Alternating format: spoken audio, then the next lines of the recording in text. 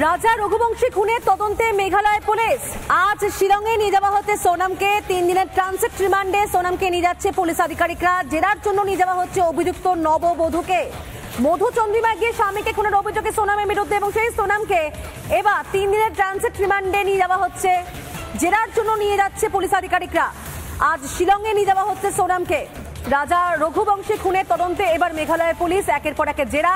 মধুচন্দ্রিমায় গিয়ে স্বামীকে খুন করিয়েছিলেন স্ত্রী নিজেই। চাঞ্চল্যকর এই অভিযোগ উঠেছিল মেঘালয়ে বেড়াতে গিয়ে খুন হওয়া ব্যক্তির স্ত্রীর বিরুদ্ধে। মেঘালয় মধুচন্দ্রিমায় গিয়ে বেশ কয়েকদিন নিখোঁজ থাকার পর উদ্ধার হয়েছিল রাজা রঘুবংশী নামে এক ব্যক্তির মৃতদেহ। সেই সময় তার স্ত্রীর কোনো রকম ভাবে খোঁজ মেলেনি, অর্থাৎ সোনামের কোনো খোঁজ পাওয়া যায়নি। দিন কয়েক পরে স্বামীকে খুনের অভিযোগে গ্রেফতার করা হয়েছে স্ত্রী সোনামকে। সেই সঙ্গে আরো বেশ কয়েকজনকেও গ্রেফতার করেছে পুলিশ আধিকারিকরা।